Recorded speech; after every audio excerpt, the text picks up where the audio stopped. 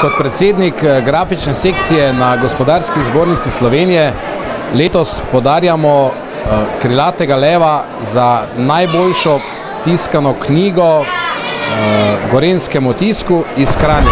Gorenjski tisk Kranj, kakšni so občutki ob letošnjem Krilatem levu? Občutki so zelo pozitivni, ponosni smo seveda na tole nagrado. Po lanskem letu smo jo ponovno dobili, predvsem pa me veseli tole, da je žirija spoznala drugačnost oziroma kvaliteto te knjige, ker ta knjiga je stiskana po enem posebnem postopku, ki smo ga razvili skupaj z našim Pri-Press studiem v spomladi. V tem letu gre za eno posebno kombinacijo rastra in posebne visoko pigmentirane barve, kar daje tisku več detajla, večji barvni prostor in dejansko ta knjiga to izredno dobro prikazuje.